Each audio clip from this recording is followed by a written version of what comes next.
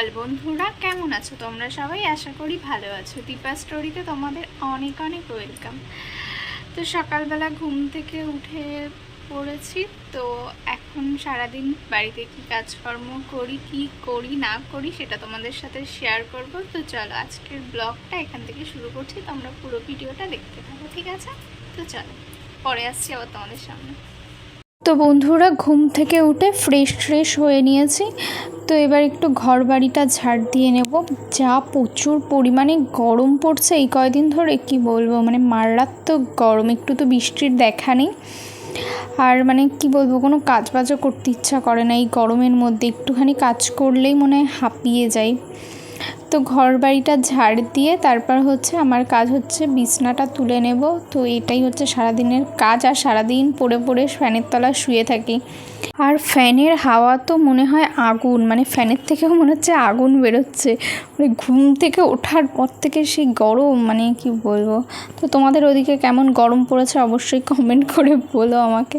যে পরিমাণে গরম পড়েছে, একটু বৃষ্টির দরকার। বৃষ্টি না হলে মানে ঠান্ডা হবে না পরিবেশটা।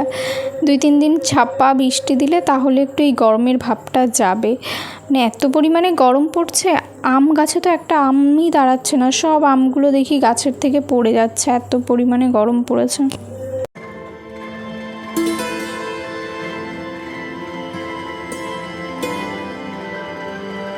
তো এবার বিছনাটা তুলে বিছনাটা একটু ঝাড় দিয়ে দেবো, বালিশ কাঁথাটা একটু গুছিয়ে নেব। তো দেখো আমার রুমটা এবার কত সুন্দর ফ্রেশ লাগছে।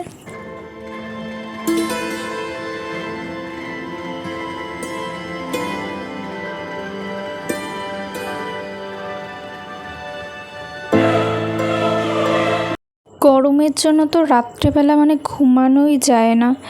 সকাল 4টের সময় মনে হয় একটু ঠান্ডা ঠান্ডা ওয়েদার দেয়, ওই 4টে থেকে মনে হয় 8টা অবধি একটু ঘুমাই, আর সারা রাত মনে হয় জেগে জেগে মশা তাড়াই, এত গরম।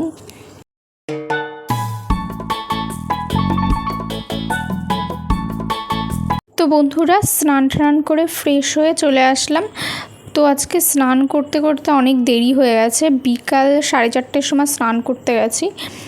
তো এত পরিমাণে গরম পড়েছে না, ওই দুপুরবেলা স্নান করার পরে না পুরো ঘেমে যেতে হয়। ওর জন্য ভাবলাম না, একটু দেরি করে স্নান করি, তাহলে ফ্রেশ লাগবে বিকালবেলা। তো স্নান করে ভাত নিয়ে চলে আসলাম, এখন ভাতটা খেয়ে নেব। তো বন্ধুরা, ভাতটাকে ঘুমিয়ে পড়েছিলাম। তো ঘুম থেকে উঠেছি, এখন কটা বাজে, 7টা বাজে। তো তোমাদের দাদা ভাই আসছে রাত্রিবেলা। তো এখন একটু ঘুরতে যাব, বলতে বলতে চলেই এসেছে। তো চলো তোমরা পুরো ভিডিওটা দেখতে থাকো, ঠিক আছে? কি আছে? হ্যাঁ, জুতো নিয়ে গেছে এক্ষুনি। ঠাকুমা এসেছে, ঠাকুমার জুতো ছিঁড়ে দিয়েছে, উপরে তুলে নে। এই ওখানটাই রেখেছে।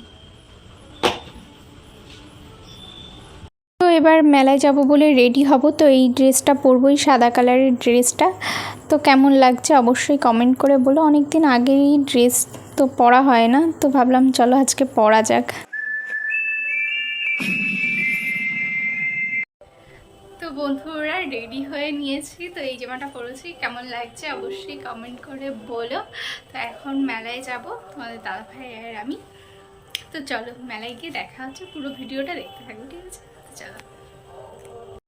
তো তারপরে বেরিয়ে পড়লাম দুজন মিলে। তোমাদের দাদাভাই এসেছিলো রাত্রেবেলা, তো বললো চলো একটু মেলার থেকে ঘুরে আসি, আজকে ওর ছুটি ছিল।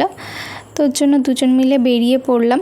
তো আজকে হচ্ছে পুজোর পরের দিনই তোমাদের দাদাভাই এসেছিলো, ওই দিন একটু বেরিয়েছিলাম। তো দোকানপাট ঠিকঠাক বসেও নি, আর কিছু দোকান এখনও খুলে পারেনি। তো প্রথম দিন তো ওর জন্য এখনও কিছু দোকান খোলেনি। তো কালকে হয়তো সব দোকান খুলে যাবে। তো তারপর আমরা দুজন একটু মেলা ঠেলা ঘুরছিলাম, খুব ছোটোখাটোই মেলা, বাট বাড়ির পাশে মেলা তো একটু অন্যরকমই আনন্দ।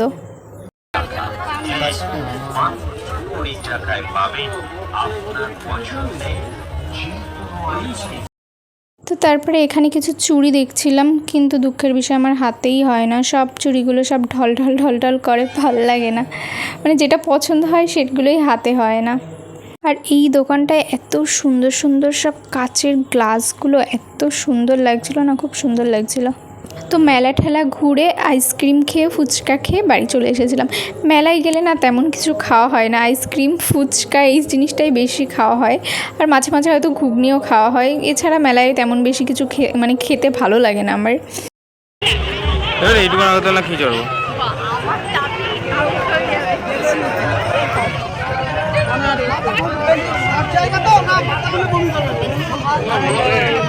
মেলা থেকে একটু তাড়াতাড়ি চলে আসলাম বাড়িতে, কারণ তোমাদের দাদাভাই আবার বাড়ি যাবে রাত্রেবেলা।